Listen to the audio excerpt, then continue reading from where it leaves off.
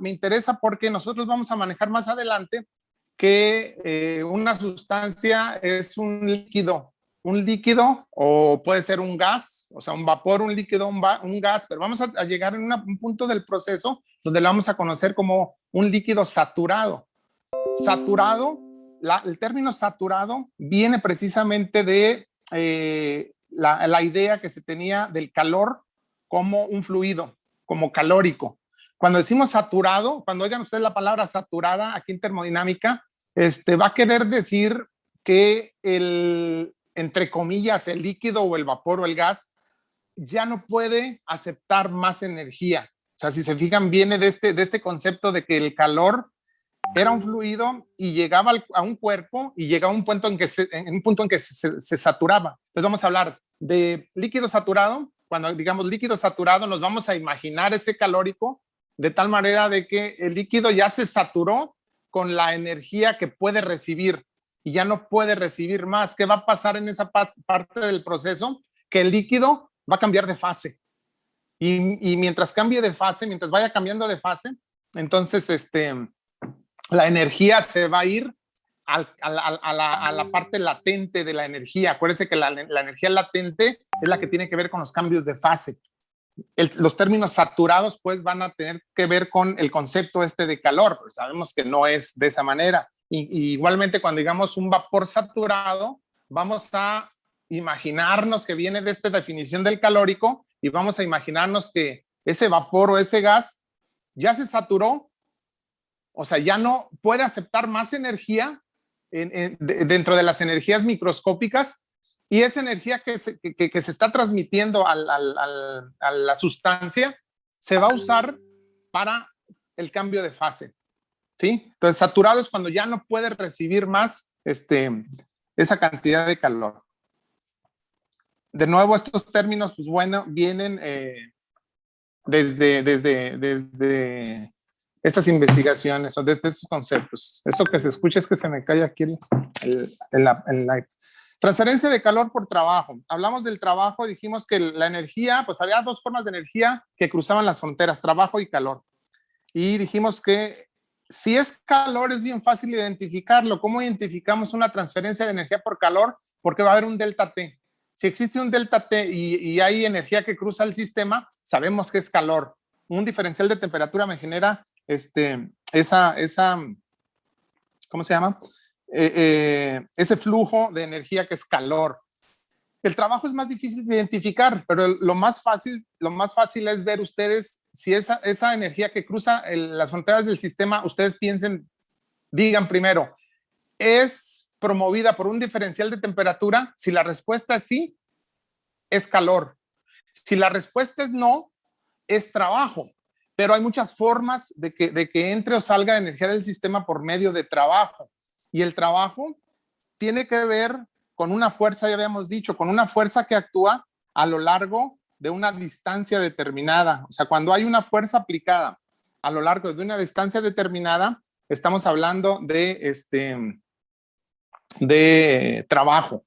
Ahora, esa fuerza y esa distancia pueden ir en variables que sean acordes al sistema que estamos nosotros analizando. Calor y trabajo, pues, son cantidades direccionales. ¿Qué quiere decir que cantidades direccionales? Es como si fueran, imagínense como los vectores. ¿Qué tengo que indicar? Aparte de la magnitud de qué tanto es ese calor o ese trabajo, tengo que indicar el sentido, hacia dónde va, hacia adentro o hacia afuera. Y ya habíamos quedado en la clase pasada que el calor es fácil de identificar, es positivo cuando entra al sistema, eso quiere decir que va a aumentar mi energía del sistema, y es negativo cuando sale del sistema. Eso quiere decir que disminuye la energía de mi sistema. Y quedamos que el trabajo es contrario al calor por cuestiones históricas otra vez. O sea, tiene que ver con cuestiones históricas estos signos. El trabajo que sale del sistema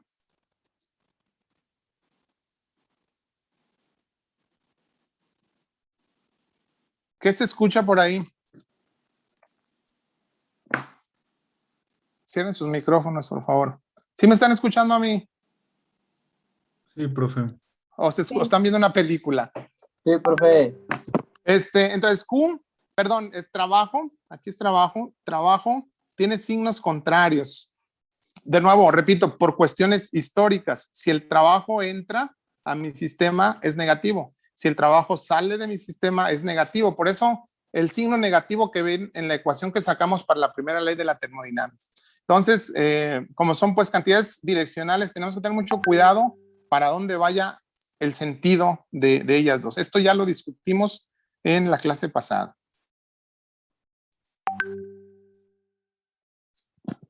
¿Cuáles son las similitudes entre calor y trabajo? Tiene muchas similitudes. Número uno, tanto el calor como el trabajo pueden ser reconocidos, ya lo dijimos, únicamente cuando cruzan las fronteras del sistema. No tiene sentido hablar de ellos dentro o fuera del sistema.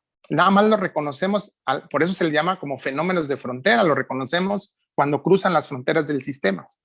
A diferencia de los otros tipos de energía, las energías internas microscópicas, pues están internamente, están dentro de nuestro sistema. ¿Sí? Los sistemas poseen energía, es lo que estaba comentando ahorita. Otra vez se cayó esto. Los sistemas poseen energía, pero, aquí me equivoqué, pero el calor y el trabajo no. O sea, lo reconocemos cuando cruzan las fronteras del sistema. O sea, las energías sí están fuera o dentro de mi sistema, pero el calor y el trabajo nada más lo reconozco cuando cruza.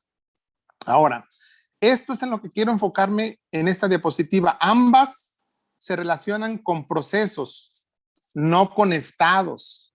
O sea, la energía microscópica tiene que ver con el estado de un sistema. O sea, la temperatura que tenga un sistema, la presión que tenga un sistema, el volumen, etcétera, etcétera, tienen que ver con el estado de un sistema. Acuérdense que el estado de un sistema son las características o las propiedades que tiene ese sistema en un punto determinado. Pero el calor y el trabajo son variables de proceso. O sea, no tienen sentido en el estado 1 o en el estado 2.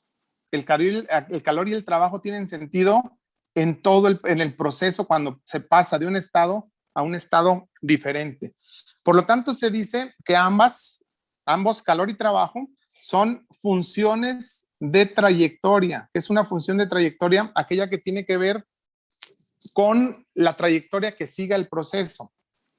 O sea, no nada más con el estado inicial y con el estado final. Por ejemplo, el volumen no es una variable de trayectoria, es una variable, se le conoce como variable de punto o variable de estado. ¿Por qué? Porque si yo integro un diferencial de volumen, me da una derivada exacta. O sea, voy a tener un diferencial de volumen, me va a dar un delta B. O sea, un volumen 2 menos volumen 1. Un delta B es volumen final menos inicial. Estas variables, como el volumen, son variables de punto. ¿Sí? No tienen que ver con la trayectoria. Yo las puedo calcular. Yo puedo calcular un cambio sabiendo qué hay en el estado 2 y sabiendo qué hay en el estado 1, sin importar la trayectoria que siga en el proceso. Sin embargo, el calor y el trabajo tienen que ver con la trayectoria que se sigue en el proceso para llegar del estado 1 al estado 2. Porque la diferencial del trabajo, por ejemplo, no es un delta, no me da un delta. No es un delta, no es una diferencial total. Tiene que ver con cómo paso yo del estado 1 al estado 2. Entonces, tenemos pues funciones. Esto puede venir en su examen. Acuérdense que es pura teoría. Funciones de trayectoria y funciones de estado. Las funciones de estado pues son todas aquellas que tienen que ver con el estado de mi sistema. Y las de trayectoria, pues nada, tienen que ver por dónde me vaya. ¿Por qué? Ya dije, porque son diferenciales inexactas. Aquí está mal este símbolo. Sí, es el símbolo diferencial. Es un diferencial como parcial. Entonces, las funciones de trayectoria tienen que ver, vean aquí, si yo quiero integrar un diferencial de volumen, pues sí tengo un delta B. O sea, nada más yo puedo calcular sabiendo cuánto vale el volumen inicial y cuánto vale el volumen final. Sin embargo, el trabajo no. De nuevo, ¿por qué? Porque el trabajo no tiene sentido en el punto del proceso, en el punto 1 o en el punto 2, sino tiene sentido en el trayecto. Por lo tanto, si yo integro un diferencial de trabajo, como lo vamos a hacer ahorita, esa integral del diferencial de trabajo, pues me da un trabajo de 1 a 2, o sea, el trabajo de la trayectoria del proceso. ¿Sí? ¿Sí me explico más o menos o no? O sea, trabajo y calor dependen de cómo me vaya yo desde el estado 1 hasta el estado 2. Esas son las variables de trayectoria. Y las de punto tienen que ver nada con el estado 1 y el estado 2. No me interesa qué trayectoria siga yo para llegar a ese proceso. ¿Sí o no?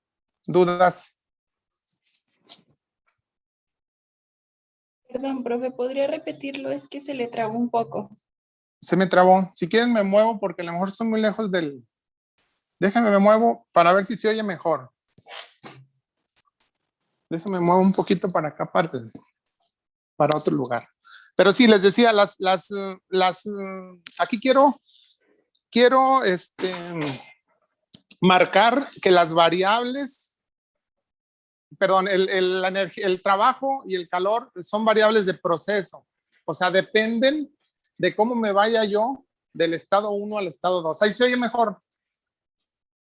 ¿O no? Sí, Sí, es que me estoy acercando al ¿cómo se llama? Al módem. Nada más que aquí está más incómodo para trabajar. Me da mucha luz y no veo bien.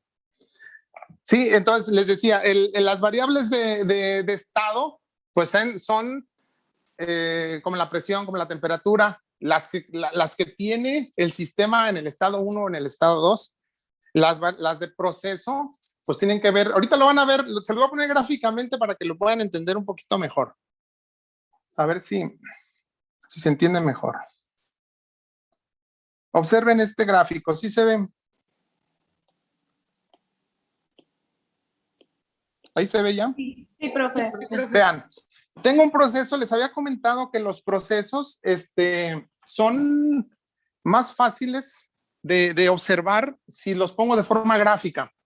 Y para eso, grafico las variables que yo quiero o las que necesito. En este caso, son dos procesos, el proceso A y el proceso B. Y tengo un gráfico entre el volumen y la presión de mi sistema. Observen.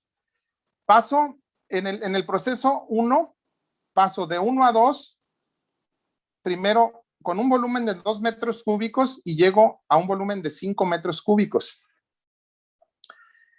Independientemente por dónde me vaya, por el proceso A o por el proceso B, si voy de 1 a 2, el cambio, el delta de volumen en este proceso va a ser constante.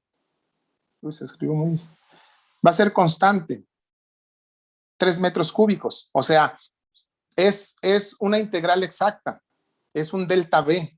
Lo calculo sacando la diferencia entre el estado final menos el estado inicial. Así calculo las diferencias en las propiedades punto, que no tienen que ver con las trayectorias. Nada más con que yo conozca su valor al estado final, su valor al estado inicial, yo puedo calcular ese cambio en el proceso que estoy siguiendo. Ese cambio va a ser un delta de volumen. No depende de la trayectoria. Si me voy por B o si me voy por A, mi delta B sigue siendo 3 metros cúbicos. ¿Sí? Ese es el cambio de volumen en el proceso. Sin embargo, en el caso del trabajo, vean, el trabajo, si me voy por por la ruta A, o sea, el proceso A, mi trabajo es de 8 kilojoules. Pero si me voy por el proceso B, por la ruta del proceso B, mi trabajo, el trabajo de B es de 12 kilojoules. Entonces, aquí depende por dónde yo me vaya en el proceso, la ruta que sigue el proceso, es el valor que tengo del trabajo. ¿Por qué? Porque es una variable de proceso. No depende del estado 1 y el estado 2. Bueno, sí depende del 1 y 2, pero depende de la trayectoria que yo siga. ¿Pero por qué es esto? Fíjense, porque bueno, ahorita lo van a entender mejor cuando vean la fórmula para calcular el trabajo que vamos a hacer. ¿Por qué? Porque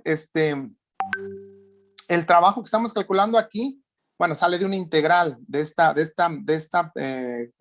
ruta de proceso y es realmente el área bajo la curva. Ahorita lo vamos a analizar mejor. No sé si me expliqué mejor aquí. O sea, nada más quiero que quede claro que el trabajo es una variable de proceso. O sea, va a tener que ver por dónde me vaya la ruta que siga para llegar de un estado 1 a un estado 2 en mi proceso. Antes de eso, déjeme. ¿Dudas? No, profe, creo que no. ¿No? Bueno, ahorita lo van a entender mejor. Déjeme. Voy a cambiar a la... Aquí no puedo escribir bien. Voy a cambiar. Ya dijimos, sí se ve ya. Vamos a hablar primero de un proceso, perdón, de un trabajo. Si nos saca de nuevo, entramos, volvemos a entrar con la misma liga. Un trabajo de expansión y compresión. Porque ya les dije que son un chorro de formas de trabajos, de tipos de trabajos. Vamos a analizar el día de hoy el trabajo de expansión y compresión. Primeramente porque este es un trabajo muy importante en el consumo de energía en todos los automóviles, toda la parte móvil sí, todos los automóviles requieren de energía y la sacan generando trabajo en los pistones.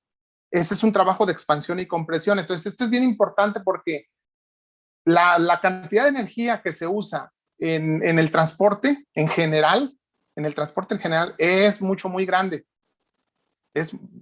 Casi me atrevo a decir que es de las más grandes. Del consumo de energía que tenemos en el planeta, una parte del consumo más grande es en el sistema de transporte. Entonces, ahí tenemos trabajos de expansión y de compresión. ¿Por qué? Porque imagínense que tenemos un sistema cerrado. ¿Sí se observa? Pero es de frontera móvil. O sea, un pistón, pues. Aquí ese pistón, cuando se hace la combustión dentro del pistón, pues se generan gases y generan expansiones y compresiones. Y de ahí la energía química que estaba en la gasolina se lleva a transformar a energía mecánica, energía de movimiento. Entonces, esta forma de trabajo es muy importante porque el sistema de transporte pues consume una gran cantidad de energía de la que consumimos en el planeta. Imagínense que tenemos, no soy muy buen dibujante, pero imagínense que tenemos ahí un sistema cerrado con una frontera móvil. Es un cilindro, es un pistón. Es un cilindro, pues, por lo tanto, esta parte de arriba tiene un área superficial. ¿Sí? Y ese cilindro, esa frontera es móvil, puede subir y bajar. Por lo tanto, esta se va a recorrer aquí o se va a mover. Le voy a poner una distancia X, un diferencial de X, una pequeña distancia para ponerlo en forma diferencial. Y les digo, puede subir o puede bajar. Ahorita vamos a analizar los signos de este proceso que sube o baja. Entonces tenemos aquí un área superficial y habíamos dicho que el trabajo o el diferencial de trabajo, lo voy a poner en forma diferencial. Yo lo había definido al principio cuando definimos energía, lo definí de una manera ya integrada, pero realmente el diferencial de trabajo va a ser igual a una fuerza. Siempre un trabajo va a estar relacionada con una fuerza en una determinada dirección, ¿sí? Multiplicada por el desplazamiento que tenga esa parte de mi sistema. Entonces, siempre todo el trabajo lo vamos a calcular de esta manera, nada más lo vamos a adaptar. Aquí voy a poner un diferencial de X. Ese diferencial de X es la distancia, la puse en forma de, nos quedan 10 minutos, ahorita volvemos a entrar. Vamos a tratar de terminar, cuando menos a integrar esta forma y tener la expresión para que la puedan entender mejor. Este diferencial de X es, o S si quieren, es una distancia que se movió el pistón para arriba o para abajo. Vamos a suponer que estaba en el punto 1 aquí y bajó al punto 2. Ahí voy a tener una compresión, ¿están de acuerdo? Aquí hay gas adentro. Si paso del estado 1 al estado 2, el estado 1 tiene un volumen más grande que el estado 2. Por lo tanto, voy a tener una compresión. El gas dentro del cilindro se está comprimiendo. Entonces, el trabajo yo lo calculo de esta manera. Esta ecuación que voy a sacar el día de hoy nada más funciona para trabajo de expansión y compresión. Los vamos a ir desglosando los trabajos uno a uno. Pues de hecho, este es el que vamos a usar más aquí en la clase de termodinámica, por las cuestiones que ya les digo. Hay otro trabajo, por ejemplo, el trabajo de flecha se le conoce, que tiene que ver con instrumentos que giran sobre un eje determinado. Por ejemplo, si tengo unas paletas, si aquí metiera unas paletas que giran para hacer agitación, tendré otro trabajo, otra forma diferente de trabajo que se calcula de forma diferente. Lo vamos a analizar también para sacar su expresión. Entonces, esta fuerza que tengo aquí, que es en la definición del trabajo, siempre la tengo que ajustar a las condiciones medibles de mi sistema o a las variables, pues, que puedan ser medibles dentro de mi sistema. ¿Qué variables puedo medir yo dentro de este sistema? Pues las variables medibles son presión, temperatura, lo que ya habíamos comentado. Entonces, la presión aquí es muy fácil de medir. Por lo tanto, esta fuerza yo la tengo que expresar en unidades, perdón, en variables relacionadas con la presión. Acuérdense que habíamos definido que la presión era igual a ¿qué? A la fuerza sobre el área. La fuerza perpendicular que existe sobre un área determinada. Eso quiere decir que yo esta fuerza la puedo despejar, ¿sí me van siguiendo? Y va a ser igual a la presión multiplicada por el área. ¿Están de acuerdo? Estoy despejando nada más mi definición de presión. ¿Sí? Quien preguntó ahorita por lo de presión, al final pueden hacer preguntas así de sus problemas, pero en forma general, porque es para que ustedes lo resuelvan. Entonces, partimos de esta definición. Vean, yo puedo poner esto en lugar de la fuerza y lo puedo colocar en la ecuación en lugar de la fuerza. Y me va a quedar que el diferencial de trabajo, lo puse como diferencial total, pero acuérdense que depende de la trayectoria del... Está mal ese sí. De la trayectoria que se siga, va a ser igual a la presión multiplicada por el área, multiplicada por el diferencial de X. ¿Están de acuerdo? Nada más estoy sustituyendo fuerza por su definición de la presión. ¿Qué es esto? El área, este es el área del pistón, de la parte del área transversal del pistón, lo que señalé ahí en rojo. Y diferencial de X es lo que avanza. Acuérdense, siempre hay un trabajo cuando ya hay una fuerza y el sistema se mueve una distancia determinada. Esa distancia la estoy poniendo en forma diferencial como un diferencial de X. Entonces, ¿qué es esto?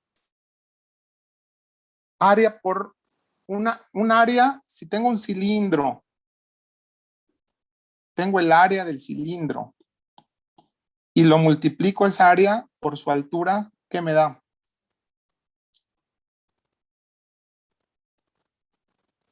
Volumen. ¿Sí es un volumen, ¿no? Pero como lo tengo aquí en forma diferencial, es un diferencial de volumen. Por lo tanto, el diferencial de trabajo va a ser igual a la presión por un diferencial de volumen. Ese diferencial de volumen viene de multiplicar ese diferencial de movimiento del pistón por el área de la sección transversal. Fíjense, si quiero yo sacar el trabajo total, pues tengo que integrar los dos términos, integrar aquí e integrar aquí. Y voy a tener, la integral de este diferencial va a ser el trabajo, ojo, el trabajo al pasar de 1 a 2, de mi estado 1 a mi estado 2. y va a ser igual a la integral de la presión por el diferencial de volumen al pasar del estado 1 al estado 2. ¿Sí o no? Entonces, aquí lo que tendría que hacer, esta sería mi ecuación para calcular el trabajo. ¿Qué trabajo? Este trabajo es exclusivamente el trabajo de expansión y de compresión de mi sistema que estoy analizando. O sea, nada más lo puedo utilizar para un sistema que se expande o se comprime. Ahora, aquí lo único que necesito, aquí se necesita saber, okay, yo aquí necesito saber,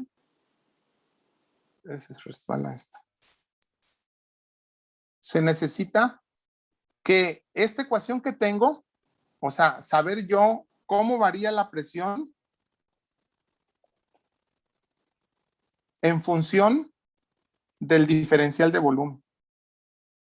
O sea, esta ecuación que tengo aquí, para poderla yo integrar, tengo que tener una expresión que me relacione el diferencial de volumen con la presión del sistema para poder hacer la integración. ¿Sí? Pero en el caso más simple, ¿cuál sería el caso más simple? El caso más simple es si la presión, ya casi me va a sacar y se va a borrar esto, si la presión es una constante. Si la presión es una constante, ¿qué tipo de proceso, a qué tipo de proceso me estoy refiriendo?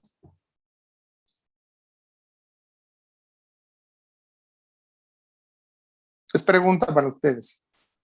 Si la presión es constante, ¿perdón? ¿Isobárico? Es un proceso isobárico, es presión constante.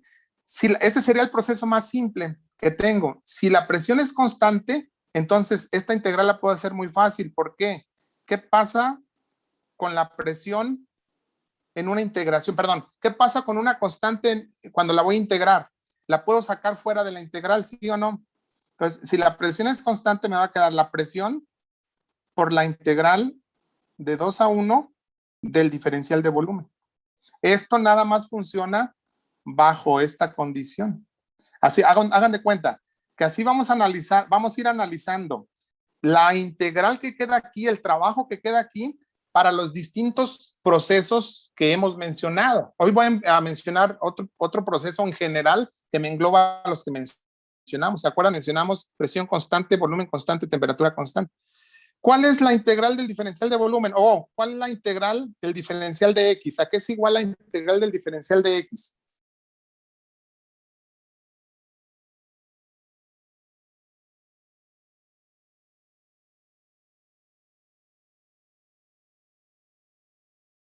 ¿Nadie? ¿No llevan cálculo integral? Esa X, ¿no?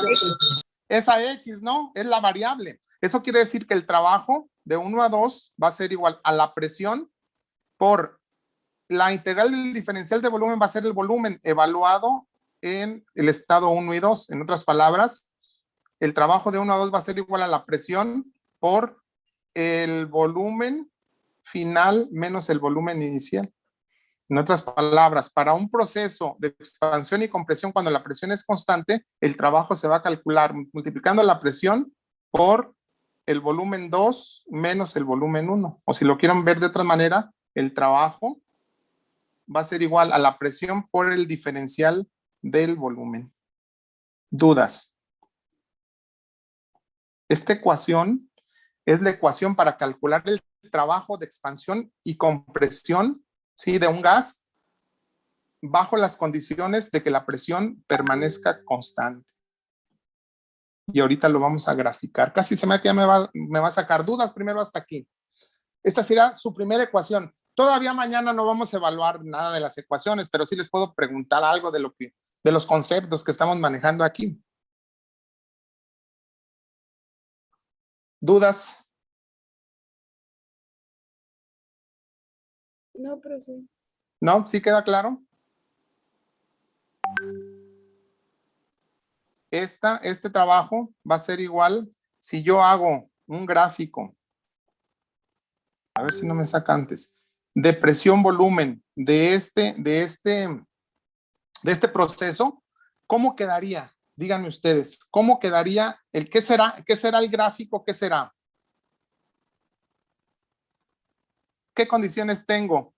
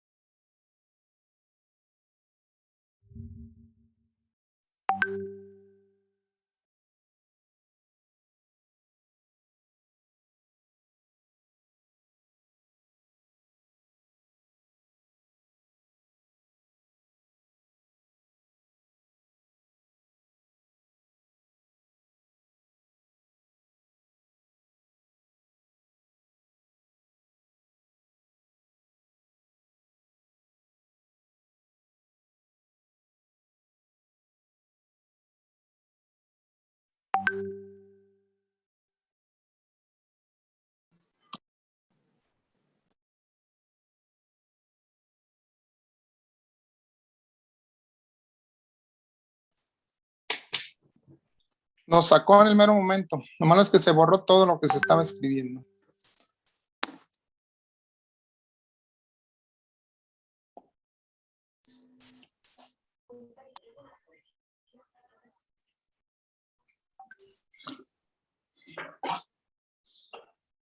Entonces, quedamos que el trabajo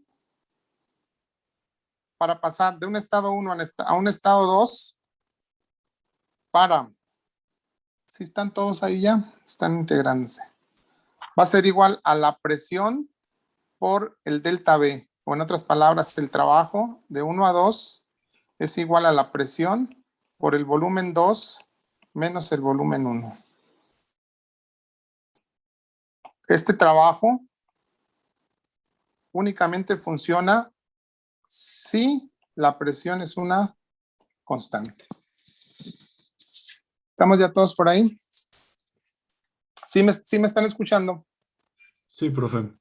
Ok, estábamos en que es más fácil analizar estos procesos por medio de un gráfico. Y el gráfico que voy a usar es presión-volumen. Uso gráficos, presión-temperatura, volumen-temperatura, dependiendo de lo que quiera ver. Yo quiero observar aquí qué pasa en este proceso entre la presión y el volumen. Entonces les decía, ¿cómo será la gráfica de este proceso? ¿Qué características tiene este proceso? Es constante y estoy pasando del estado 1 al estado 2. Me muevo porque brilla aquí mucho esto. Es pregunta, ¿eh? ¿Cómo quedará el gráfico?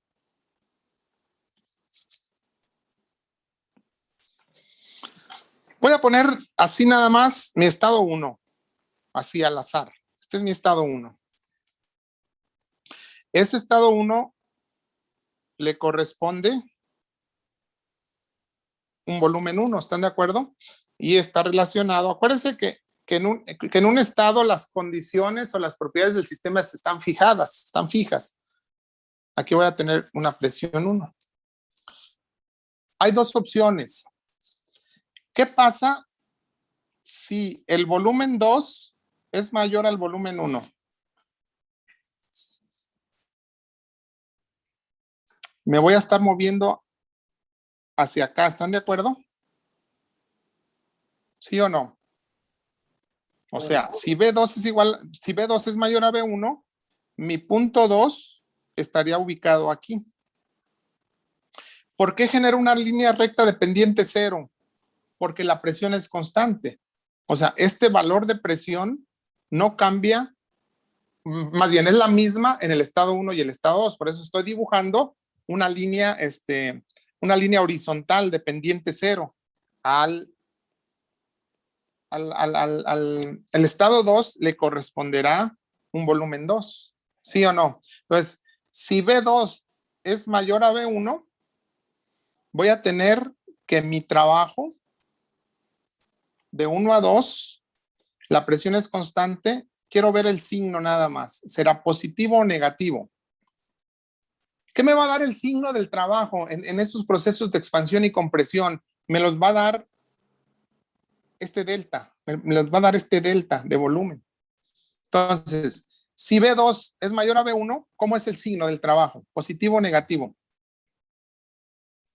Imagínense que B2 vale 5 y que B1 vale 2. ¿Cuánto les da 5 menos 2? 3. Estoy hablando de un signo positivo, ¿sí o no? Sí. ¿Sí? Y estoy hablando también que esto sería una expansión del gas, porque estoy de un volumen más pequeño me estoy yendo de un volumen más pequeño a un volumen más grande. Por lo tanto, mi signo es positivo y estaré hablando de una expansión. Si, por el contrario, el volumen 2 es menor al volumen 1, ¿cómo me movería en mi gráfico de arriba? Pues ahora tendré que moverme hacia la izquierda, ¿están de acuerdo? Aquí estaría mi punto 2 y que le correspondería un volumen 2. ¿Sí o no? ¿Qué signos tiene el trabajo en este caso? Negativo. Si será un negativo, ¿verdad? Porque ahora B2 es más chico que B1 y lo que yo tendría aquí, si tengo que B2 es más chico que B1, este vale 2, por ejemplo, y este vale 5. 2 menos 5 me va a dar un menos 3. Me va a dar, aquí lo que me interesa ahorita son los signos, es un signo negativo. Y estaré hablando aquí estaré hablando de una expansión del gas, y aquí estaré hablando de una Compresión. compresión. ¿Sí o no? Fíjense, en la expansión, el trabajo se está haciendo, el sistema está haciendo el trabajo sobre los alrededores. ¿Sí lo visualizan? O sea, para que en mi sistema se pueda expandir, pasar del estado 1 al estado 2, para que este sería, en el primer caso, si B2 es mayor a B1, este sería 1 y este sería 2, ¿están de acuerdo? Entonces, cuando se genera una expansión, el sistema está haciendo trabajo sobre los alrededores y el signo del trabajo es positivo. ¿Sí? Aun y cuando está energía del sistema. Entonces, no hundir como calor. O sea, un signo positivo en el trabajo, no el sistema está agarrando más energía, al contrario. Un trabajo en el positivo quiere decir que el sistema está perdiendo energía. ¿Por qué? Por la expansión que se está llevando a cabo. En el caso contrario, en la compresión, voy a tener que ahora, para poder comprimir, la frontera móvil baje, para que el pistón baje, voy a tener que aplicar una fuerza, o sea, los alrededores van a generar una presión, perdón, un trabajo sobre mi sistema y el signo va a ser negativo, aun y cuando el sistema está aumentando su energía porque el trabajo está entrando al sistema. No sé si me explico. ¿Dudas?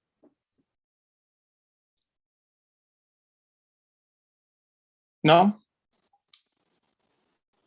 Vamos a observar la expansión nada más, la expansión del gas.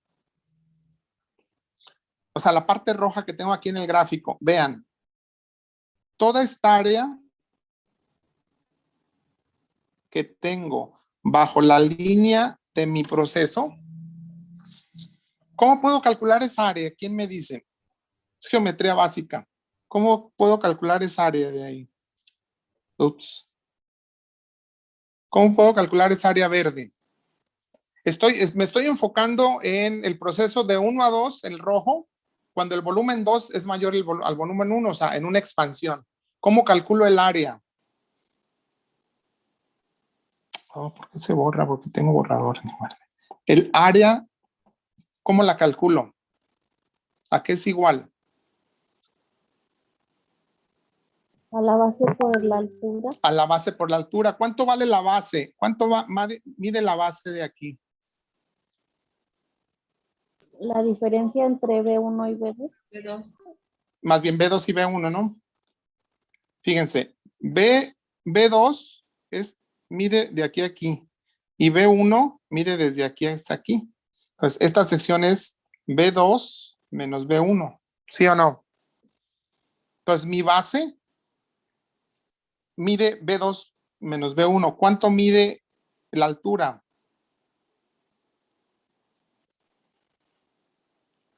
Presión 1. La presión. O presión 1, ¿verdad? La presión. Entonces, el área va a ser igual a la presión 1 multiplicada por B2 menos B1. ¿Qué es eso?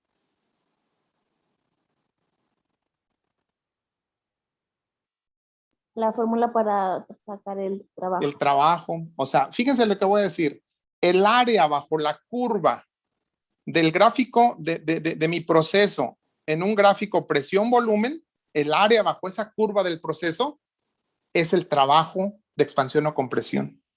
El área es igual al trabajo. ¿Sí lo anotaron?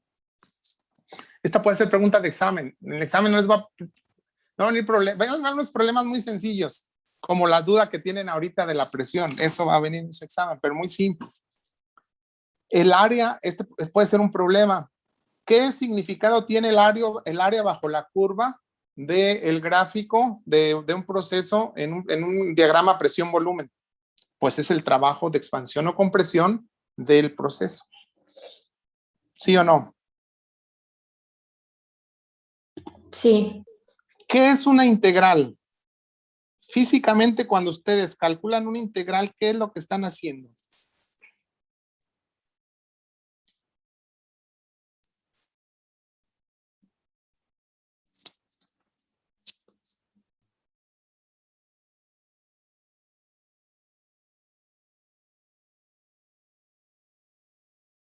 Ya no se escuchó. No los escucho. Vuelvo a preguntar. Físicamente, ¿qué pasa cuando ustedes hacen la integración de una función? ¿Qué es lo que calculan? El área bajo la curva de esa función. Por eso cuando integramos W, lo que calculamos es el área bajo la curva. Pero esa área bajo la curva tiene diferentes significados en diferentes situaciones. En esta situación, el área bajo la curva es el trabajo de expansión o compresión. ¿Sí o no? Que en este caso estaba muy fácil calcularlo de manera gráfica. Estaba fácil calcularlo, pero hay ocasiones que no. ¿Puedo borrar esto? Dudas primero. No me dejen, a partir de la clase de hoy, todo lo demás, todo lo que sigue, van a ser puras ecuaciones de integración, de derivación, etcétera, y se van a ir complicando poco a poco. Entonces, sí me tienen que ir siguiendo. Esto no viene en las diapositivas, se lo tienen que ir teniendo por ahí ustedes. ¿Dudas? No, por el momento no. No, por el momento no. Bueno, ¿qué pasa si el gráfico fuera más complicado? Pues no lo podríamos calcular de la manera gráfica que lo hicimos aquí. O sea, tendríamos forzosamente que hacer la integración de esa función. Entonces, si yo conozco la función, o sea, el grafiquito que sale en ese proceso, está fácil. Si yo ya conozco esa función, esa ecuación, nada más la integro y lo que voy a tener de resultado va a ser el trabajo de expansión o compresión. ¿Puedo borrar? ¿Dudas? Si no contestan, yo pregunto.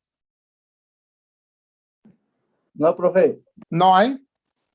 Muy bien. Vamos a ver lo siguiente. Este es para ustedes. Tenemos un pistón que realiza una serie de dos procesos. Ahora, en lugar de que sea un proceso, son dos.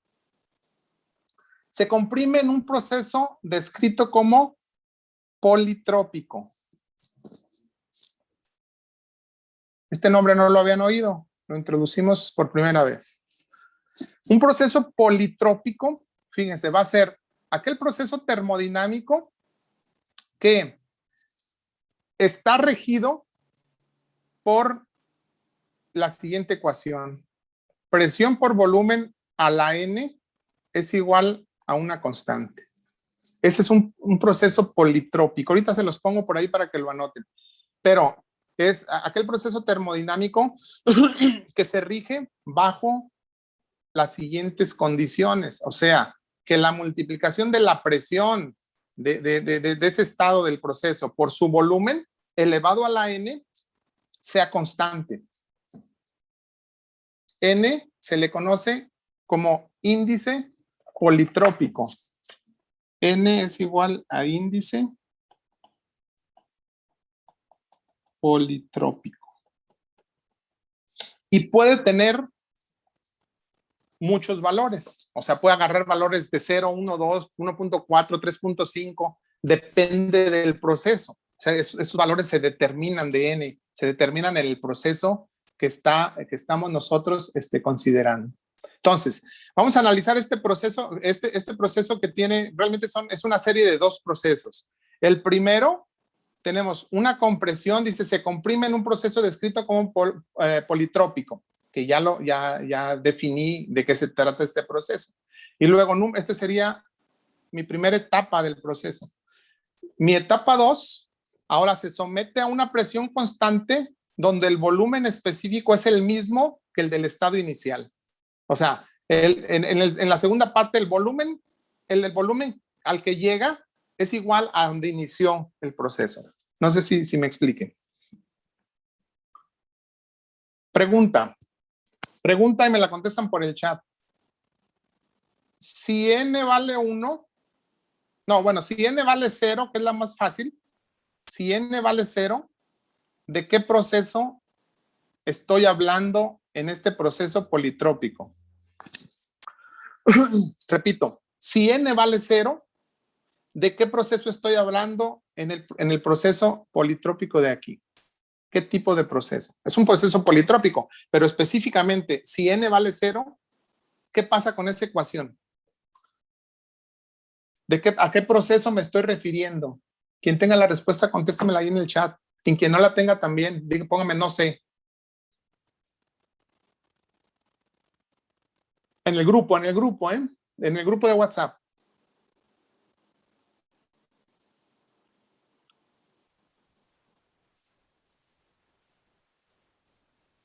¿Sí están por ahí? ¿Sí me escuchan?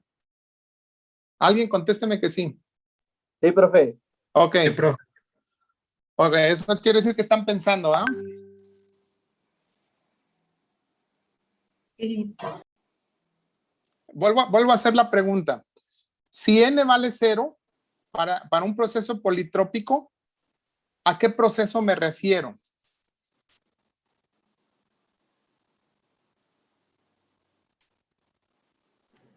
La verdad, profe, no sé. No, nadie. Todos me están poniendo aquí. Ah. Aquí, Kevin Emanuel. ¿Dónde está Kevin? Puso proceso isobárico. Aquí. ¿Por qué? ¿Por qué, Kevin? Porque la presión va a ser constante. ¿Por qué va a ser la presión constante? Porque creo que no va a cambiar. Oh, bueno, ya, sí. Su energía. Si la presión es constante, no cambia. Pero, ¿por qué? ¿Por qué el proceso es isobárico? ¿O lo consultó lo googleó por ahí? No, es que como vi que puso que presión por volumen a la N es igual a constante. ¿Qué tal si n vale 0, tendré que sustituir este 0 aquí en lugar de n, ¿sí o no? Y les va a quedar presión por volumen a la 0 igual a constante. ¿A qué es igual cualquier variable a la 0? Si elevan algo a la 0, ¿qué les da? No escuché. Si elevan algo a la 0, ¿les da? 1. 1. Por lo tanto, presión por 1 es igual a una constante. Esta es la razón por la cual el proceso es un proceso isobárico de presión constante. O sea, con las características de la fórmula que sacamos ahí. Entonces, depende del valor que le ponga yo aquí, me genera los diferentes procesos que ya vimos, isobárico, isotérmico, etcétera, etcétera. ¿Sí queda claro o no? Me salí del tema para aprovechar este momento, para aprovechar esto que podría decir eso. No sé si quedó claro. O sea, si n vale 0, sustituyo 0 en el valor de n, eso se hace 1 y la ecuación del proceso politrópico me dice que la presión es constante. O sea, estoy hablando de un proceso isobárico a presión constante. Voy a borrar todo, ¿eh? Entonces, fíjense, dice, se comprime en un proceso descrito como politrópico. Aquí no sé qué valor tiene. Aquí tendré que saber cuánto vale n. Yo voy a suponer que tiene un valor determinado. Lo voy a suponer. Nada, ahorita no me interesan los números, me interesa el gráfico que vamos a hacer. Y luego dice, número 2, se somete a una presión constante donde el volumen específico es el mismo en el estado inicial y el final. Vamos a hacer el gráfico. Lo voy a hacer aquí, yo creo, para no cambiar a la otra página. Entonces tengo igual, tengo el volumen y tengo la presión. Voy a colocar primero, lo que voy a hacer es colocar primero un punto al azar. O sea, mi punto 1, lo voy a poner al azar. Punto 1. Y voy a analizar la primera parte del proceso. Dice se comprime. Entonces, ¿me muevo para la derecha o me muevo para la izquierda?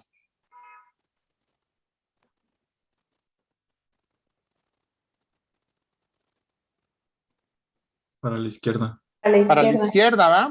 Si es una compresión, el volumen va a disminuir, se va a hacer más pequeño. No sé cuánto, ahorita no me interesan los números. La siguiente clase ya vamos a entrar con números. Este sería mi volumen 1. Entonces, como es una compresión, me voy a mover para la izquierda. ¿Por qué para la izquierda? Porque mi volumen disminuye, porque es una compresión. Este es mi volumen 1.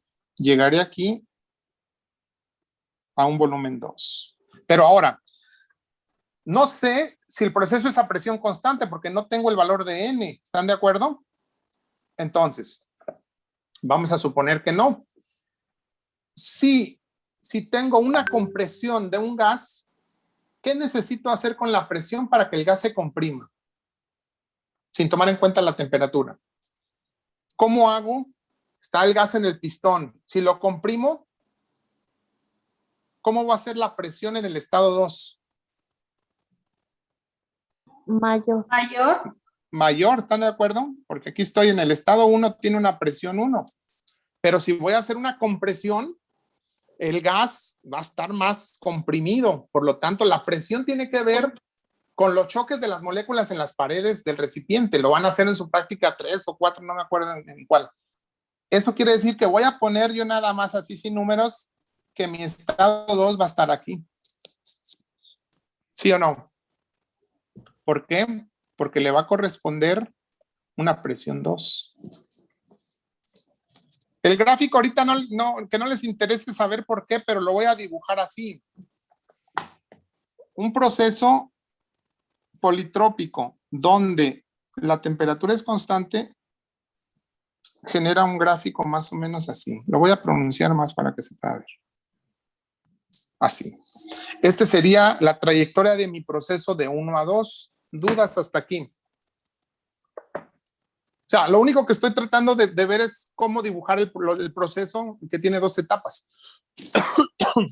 ¿Dónde colocaría mi punto número 3? Si no hay dudas antes. Bueno, antes de continuar, esta primera parte del proceso de 1 a 2, ¿cuánto valdrá el trabajo? El trabajo será igual al área bajo esta curva. Acuérdese, cuando yo dibujo, ¿qué se escucha? Cuando yo dibujo ya mi proceso, el área que exista bajo la curva va a ser el trabajo. El trabajo para pasar de 1 a 2. Aquí sería mi trabajo. Mi trabajo para ir de 1 a 2. ¿Sí o no? ¿Dudas hasta aquí? No, profe. ¿No? Ok.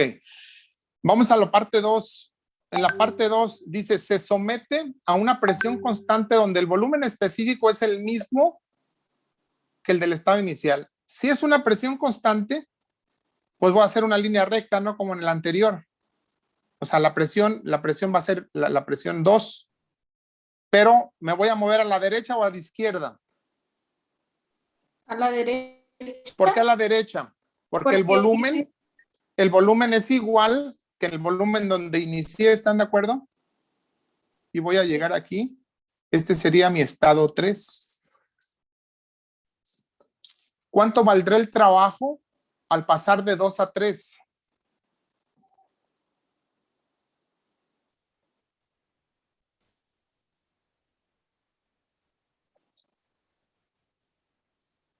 Toda el área bajo la curva de pasar de 2 a 3. Este sería mi trabajo de 2 a 3. Perdón, de 2 a 3. Lo estoy viendo de forma gráfica, pero ya de forma de cálculo, pues tendré que calcular parte por parte de mi proceso y calcular el trabajo total. ¿Dudas? Yo, profesor. Sí. ¿Por qué en el proceso 3 ya no se vio afectada la presión? No, nada más porque aquí me dice que se somete a una presión constante. O sea, me lo está marcando aquí lo que puse yo. Ah, ok. Gracias. ¿Sí? Acuérdense que los cambios de volumen los puedo yo lograr con cambios en presión o con cambios en temperatura. En el primer proceso es un cambio a temperatura constante, pero ya lo iremos analizando. Pero no, aquí es exclusivamente porque lo marqué yo aquí. Sí, me dice que es a presión constante, o sea, no tiene nada que ver como con el análisis que hicimos para el volumen en el paso del 1 al 2.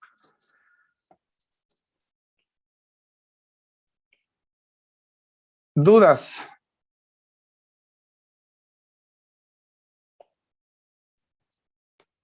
No, profe. ¿No? No, profe.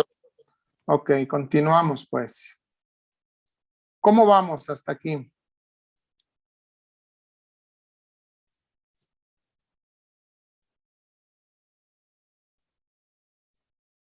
Creo que bien. Pero luego Yo, con los números. no, Ya no. yo pienso que bien. Nada más el problema es en los exámenes siempre. Ahí se olvida todo. ¿Sí o no? Nada más voy a regresar a esto porque lo pasé. Mecanismos de transferencia de calor. Antes de continuar con todo con calor, ¿a qué quiero llegar el día de hoy? El objetivo del día de hoy es llegar a la ecuación de la primera ley, ya dejarla bien establecida para un sistema cerrado. Nada más antes, hay 3 mecanismos que ustedes ya conocen de transferencia de calor. Nada más lo voy a mencionar por una cosa importante. Ahorita les digo. El primero es conducción.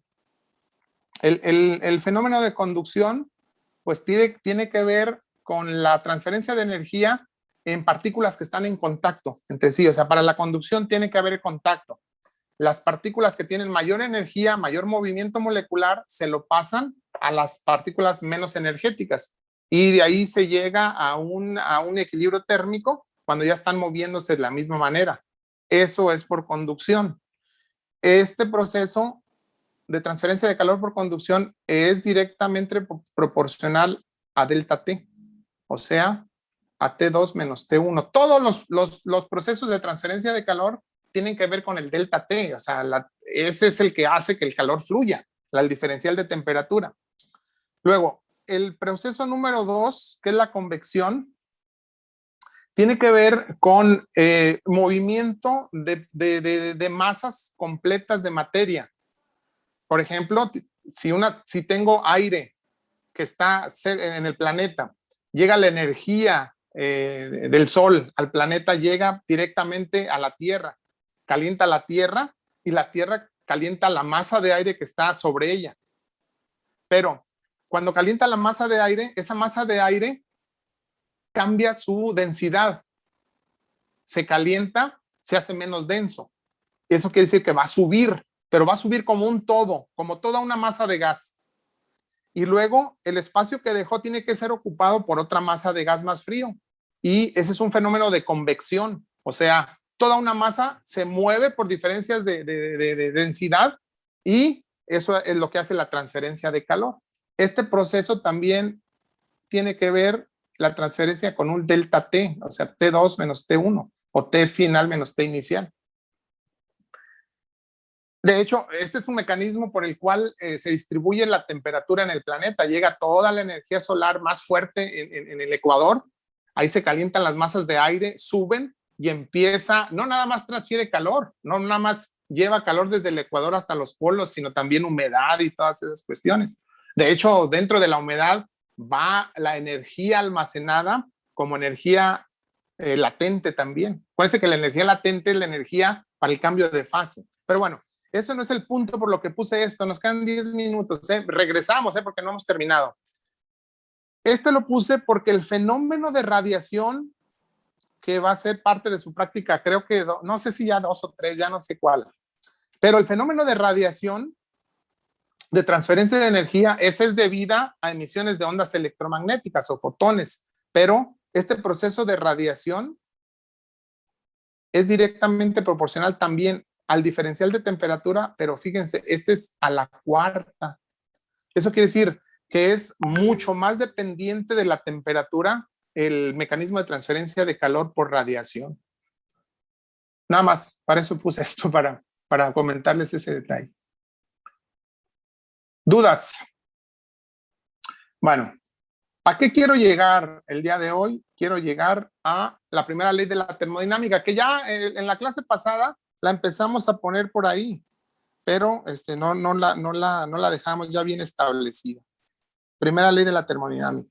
Para empezar, ya les había comentado que la primera ley de la termodinámica no es otra cosa más que la ley de la conservación de la energía.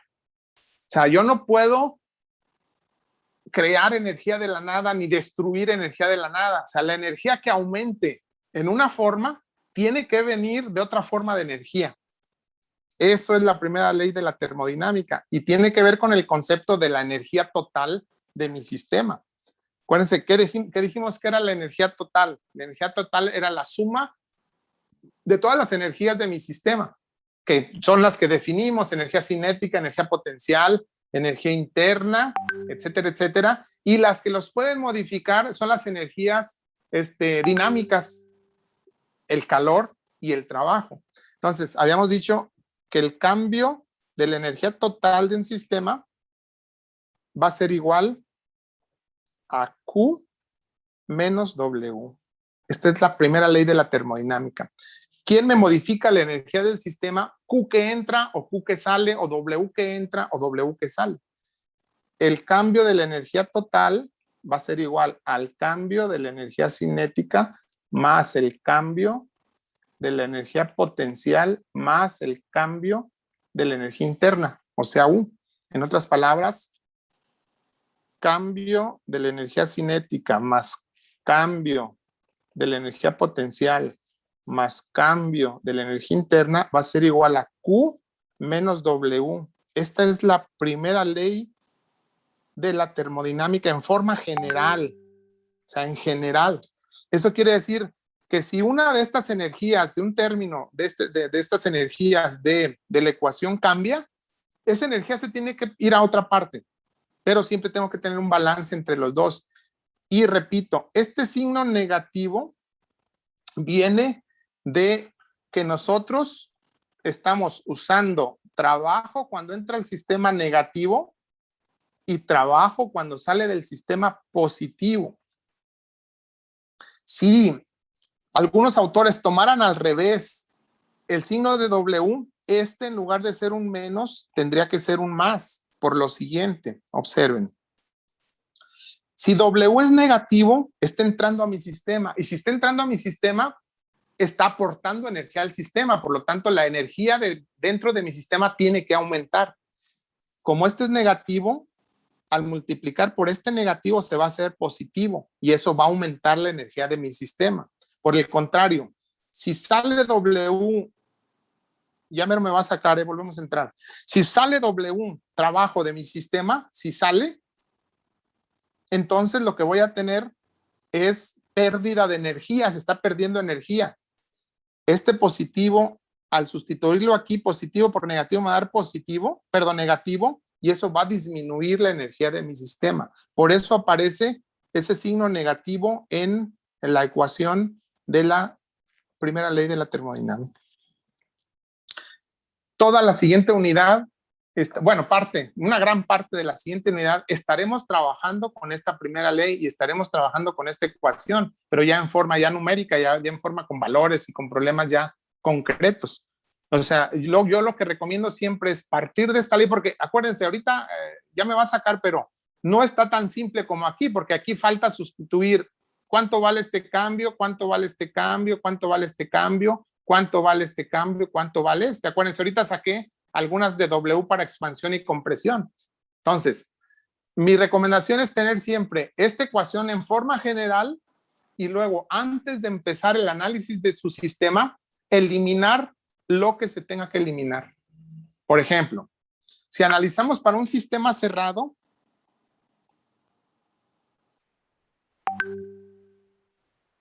¿qué términos podemos eliminar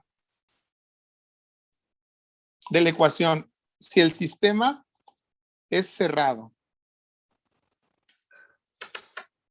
¿Qué términos creen que se pueden eliminar antes de empezar? Si yo ya sé, mi problema me dice que es una masa de control, si me dice que es una masa de control, es un sistema cerrado. Ese es un dato ya de mi problema. ¿Qué puedo eliminar en mi ecuación?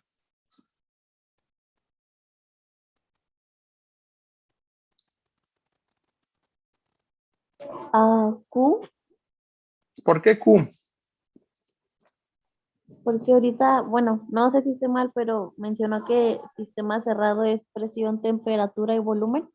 No. Un sistema cerrado es el sistema donde no entra ni sale masa al sistema. Por eso se llama una masa de control. Entonces sería las energías. Acuérdense que a un sistema cerrado, Q sí puede entrar y sí puede salir. W sí puede entrar y sí puede salir. Q no puede entrar si el sistema es aislado. Pero si nada más estoy analizando esto para un sistema cerrado, no sé cuántos minutos nos quedarán. No se ve, ¿verdad? No hay una forma de verlo. Quedan 3. ¿3 minutos? Sí. ¿Dónde lo ven? Pues a mí me dice ahí arriba. Es que ustedes tienen su computador sota, por eso. Ahí les dice todo. Aquí aparecen muy pocas opciones. Bueno, quedan 3 minutos. No voy a deducir todo lo demás. Regresamos ya casi para concluir, pero sí quiero concluir ya para que su examen venga hasta aquí. Sigo con la pregunta al aire. Si el sistema es cerrado, ¿qué podré eliminar? Imagínense, tengo un sistema que no puede entrar ni salir energía. La masa está aquí, encerrada.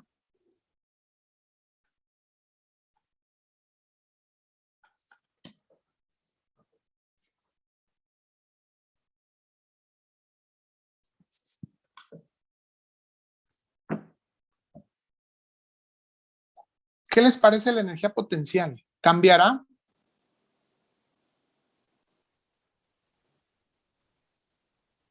¿Qué les parece la energía cinética? ¿Cambiará?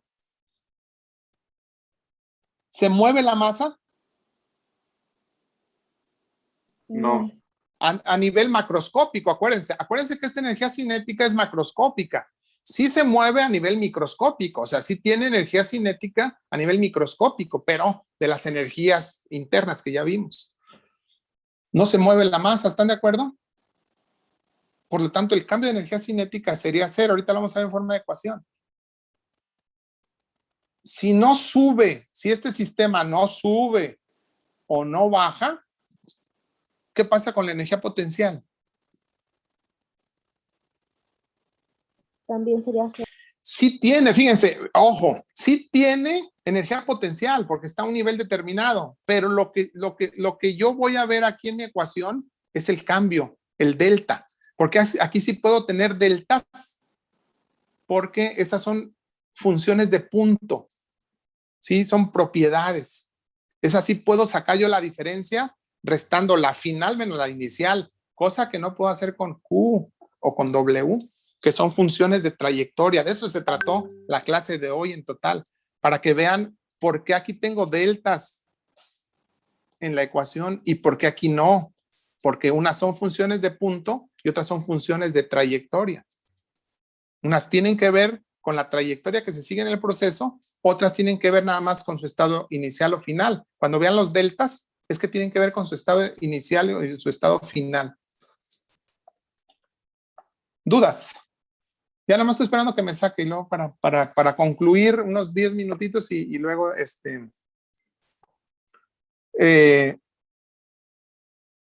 si quieren vemos los de sus preguntas, pero sus preguntas de los problemas, pero mi idea de los problemas que les encargo es para que batallen un poquito. Si hay preguntas concretas, las vemos ahorita. Pero todavía no termino. Quiero terminar con esta ecuación. ¿Dudas? ¿Cuánto nos queda aquí?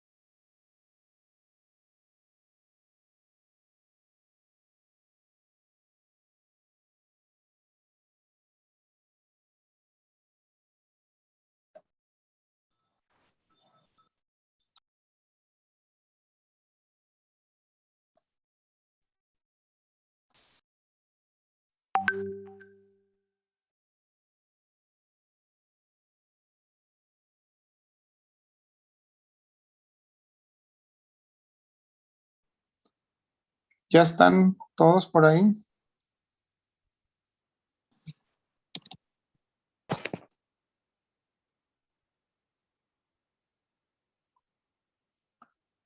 ¿Sí se ven? Sí, profe. Entonces quedamos que el cambio de la energía cinética más el cambio de la energía potencial más el cambio de la energía interna es igual a Q menos W. Primera ley de la termodinámica en forma general. Ya únicamente yo lo ajustaré a mi sistema. Por ejemplo, ahorita que dijimos un sistema cerrado, puedo eliminar el cambio de energía cinética, puedo eliminar el cambio de energía potencial.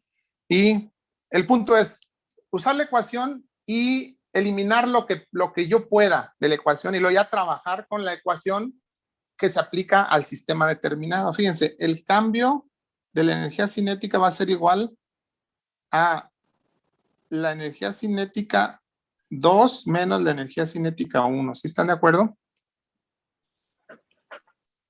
O sea, el cambio de energía cinética va a ser igual 1/2 de la masa por la velocidad 2 al cuadrado menos 1/2 de la masa por la velocidad 1 al cuadrado. O sea, el cambio de la energía cinética va a ser igual. La masa es constante en un sistema cerrado. Y el medio también es constante, entonces puedo sacarlo fuera y decir que es igual B2 al cuadrado menos B1 al cuadrado. Esto iría aquí en su ecuación. Fíjense, ¿qué me interesa este delta de velocidades? Aun y cuando el sistema se estuviera moviendo, si se mueve a la misma velocidad, el cambio de energía cinética es 0, porque el cambio de velocidad B2 al cuadrado menos B1 al cuadrado se hace 0 y todo el cambio de energía cinética se hará 0. O sea, aquí me quedaría este primer término me quedaría 1/2 de la masa por la 1/2 de la masa por velocidad 2 al cuadrado menos velocidad 1 al cuadrado. ¿Sí? Ese es el primer término. La energía potencial, el cambio de energía potencial, déjenlo pongo con otro color para que no se ¿Sí me están escuchando? Sí, profe. Sí, profe.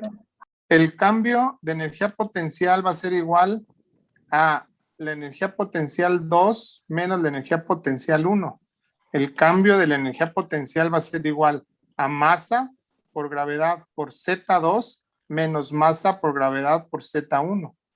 Cambio de la energía potencial, vean, masa sería constante en un sistema cerrado, gravedad también, lo puedo sacar fuera, masa por gravedad, Z2 menos Z1. Este término iría aquí, más masa por gravedad por Z2 menos Z1. Igual, si la altura de mi sistema en el 2 y en el 1 es la misma, este diferencial de Z es 0 y toda la energía potencial se hace 0. Ese es el análisis que quiero que vayan haciendo en su sistema. Aquí más un delta U será U2 menos 1. ¿Sí o no? Esto es igual a Q menos W. Aquí sería la misma ecuación, un poquito más desarrollada. Pero acuérdense, partimos de esta ecuación y eliminamos lo que queramos para llegar a la ¿cómo se llama? A resolver el problema que queramos resolver. ¿Dudas?